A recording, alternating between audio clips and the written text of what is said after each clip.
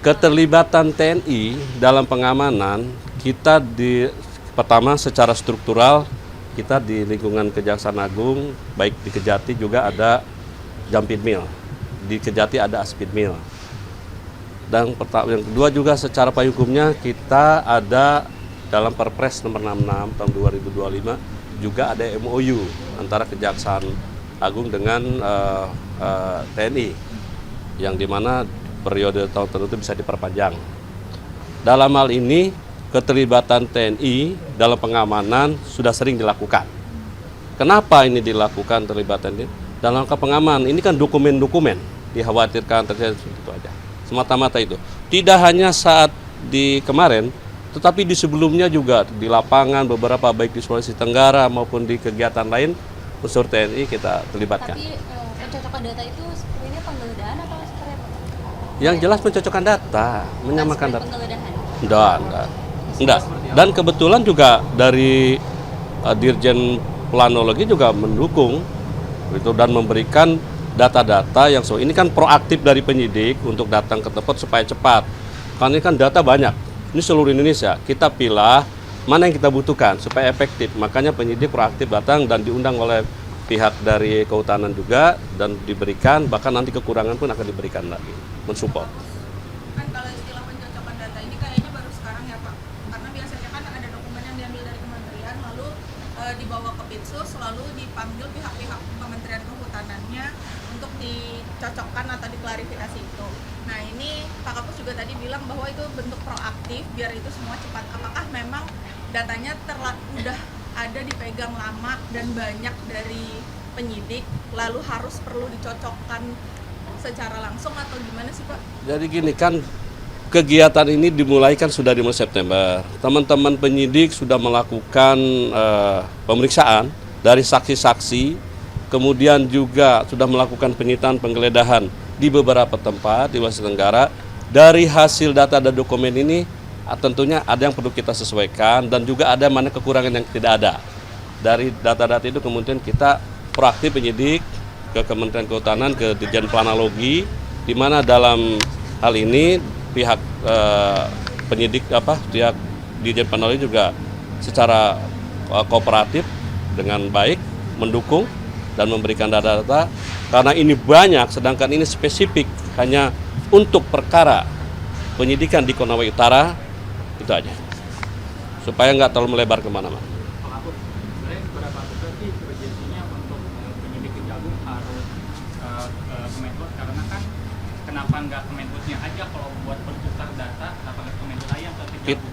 Kita ke urgensi supaya cepat aja Mas, daripada nanti dan kemudian bolak-balik kita segera aja.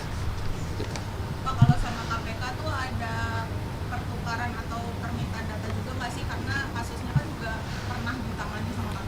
Pertama, kami tidak tahu apakah objeknya sama. Kalau kita kan kegiatan penyidikannya itu kegiatan pembukaan tambang dan pengelolaan tambang yang memasuki wilayah hutan. Nah, di samping itu juga diduga karena adanya pemberian izin oleh kepala daerah saat itu yang tidak sesuai prosedur. Nah, inilah data-data ini yang kita peroleh. Sedang dikumpulkan oleh teman-teman penyidik. Berarti sejauh ini sama KPK tidak ada koordinasi Pak? Selama ini koordinasi baik. Yang jelas kami sudah SPDP pasti sudah dilaporkan kepada KPK. Itu di September sudah pas saya gitu. Mau penegasan aja Pak, kepala daerah yang dimaksud itu apakah Bupati Konawe Utara Mas Sulaiman yang juga yang ketahui juga pernah dijerat tersangka juga oleh KPK yang saat ini? Yang jelas kepala daerah yang saat itu menjabat. Ya mungkin. Ya saat itu menjabat lah salah satunya. Tempus perkaranya kapan Pak? Nah kurang dulu. Nanti yang jelas pada saat itu ada. Dari tahunnya lupa lagi nanti saya. Pencocokan data agar mempercepat ini akan terjadi lagi? Bisa. Kita kalau memerlukan percepatan itu kita proaktif kok penyidik. Bisa saja. Tidak hanya di Kementerian Keuangan, di instansi lain pun supaya cepat, supaya tidak melebar kemana-mana data yang kita butuhkan.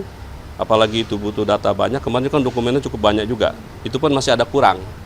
Nah, kalau umpamanya bolak-balik kita cepat aja kita.